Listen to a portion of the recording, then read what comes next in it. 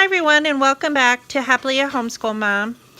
Today I'm going to show you briefly how I create a Jeopardy board for my kids when we're at the end of a unit in history or science.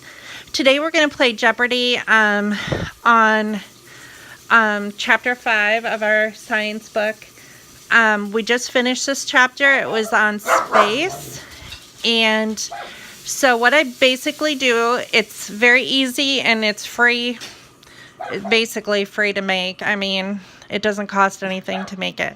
So basically I use big post-it notes on top. I title it with the section of the chapter that we're working on. And then I put about 4 questions per section. So then what I do is I go in the book and I find questions that go with each section, and the harder questions, of course, are worth more points, and the easier questions are worth less points. And then we have a final Jeopardy, and usually what I do is I take the final section of the chapter and I will make this our final Jeopardy question. It's worth 1,000 points, which in this case is comets. So it'll be a tough question about comets. So when we play, I will have a list of questions. I will ask the questions because I have 2 boys. They compete against each other. If they can pick whichever category they want and whatever point value that they want to answer. If they get it right, this is just a post-it note, they get that post-it note. At the end of the game, we add up all the points, and whoever has the highest number of points wins the Jeopardy round. This includes the final Jeopardy question.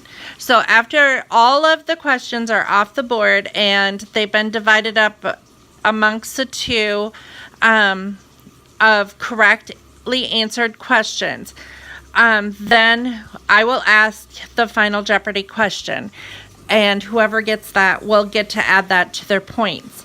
Now, if someone gets a question wrong, then what I do is the other person gets a chance to answer that same question. If they get it correct, they get it. If they both get it wrong, then the point value stays on the board and I ask a different question. So I always list a couple extra questions per point value, just in case they were to both get it wrong, and then we'll have to ask it again.